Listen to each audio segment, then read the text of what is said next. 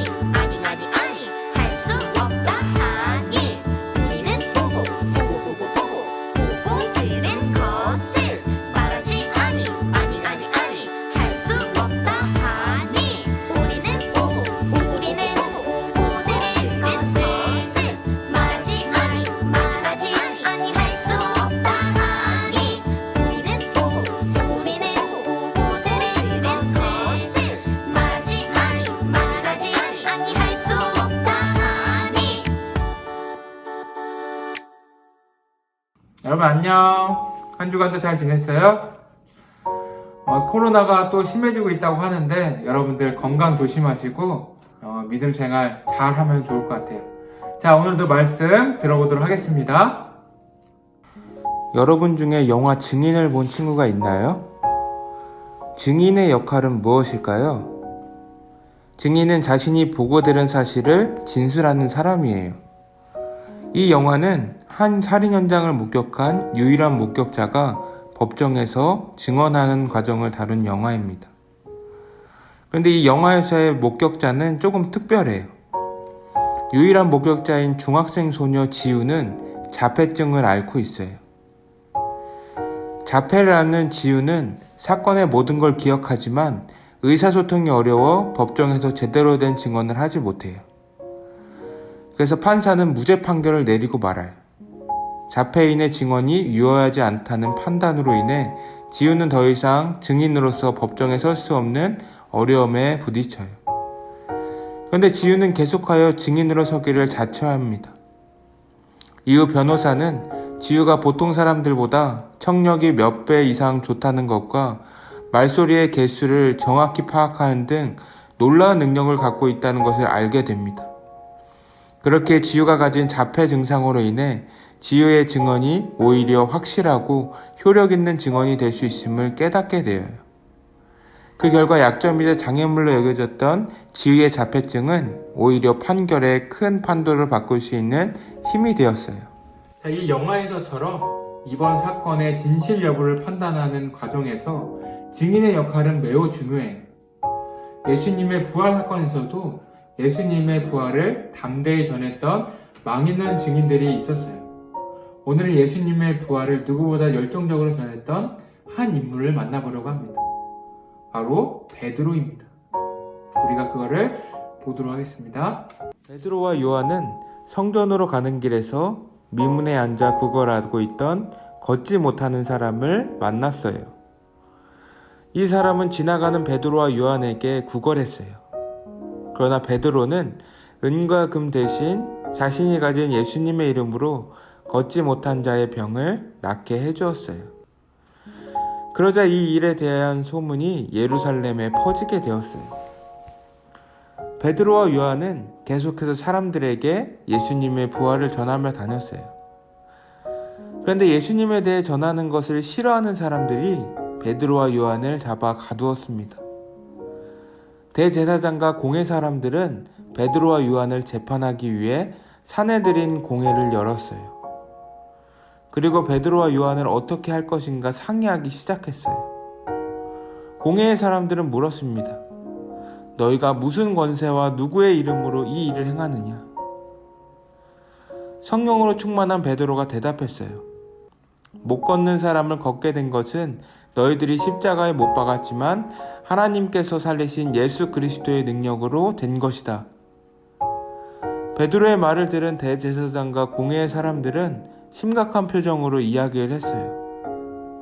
이미 베드로가 보인 표적이 많은 사람들에게 알려졌고 그것을 들은 사람들이 하나님께 영광을 올려드렸기 때문에 공회의 사람들은 베드로와 요한에게 벌을 내릴 면목이 없었습니다. 그래서 조용히 베드로와 요한을 타일렀어요. 예수의 이름으로 가르치고 전하는 것을 그만하여라. 하지만 이때 베드로는 담대하게 외쳤습니다. 하나님의 말씀을 듣는 것보다 너희 말을 듣는 것이 옳으냐? 우리는 보고 들은 것을 말하지 아니할 수 없다. 베드로와 요한은 예수님을 증거하는 일을 멈추지 않았습니다. 예수님의 담대한 증인 베드로. 베드로는 처음부터 담대한 증인이었을까요? 아니에요. 베드로는 먼저 예수님의 제자가 된 베드로의 형제 안드레의 소개로 예수님을 알게 되었어요.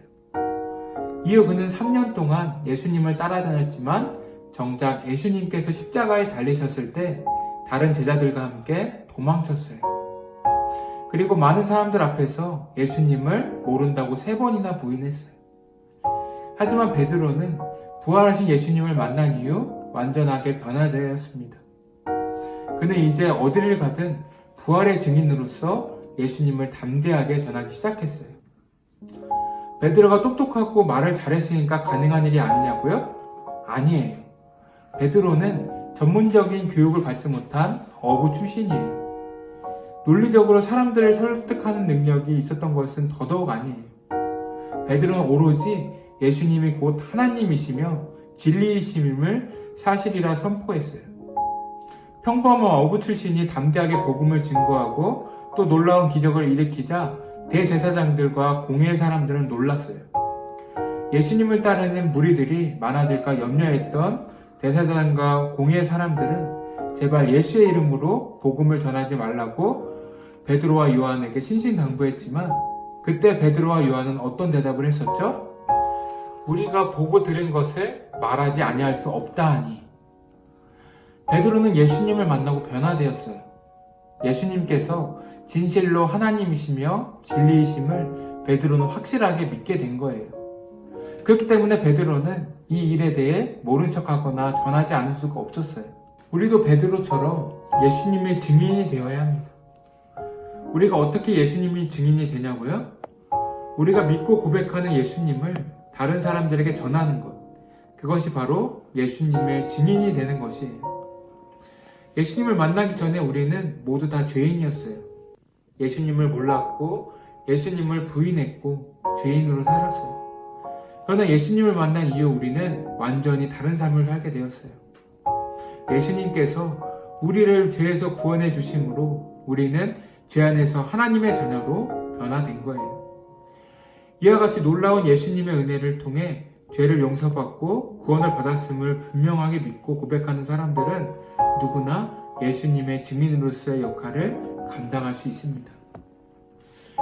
예수님은 하나님의 자녀인 우리들이 각자에게 주어진 자리에서 예수님의 증인이 되기를 원하세요. 우리 친구들 모두 베드로와 같은 예수님의 증인이 되어 언제 어디서나 어디에 있든지 예수님이 우리의 유일한 구원자이심을 담대하게 전하는 증인이 될 수 있기를 주님의 이름으로 축복합니다.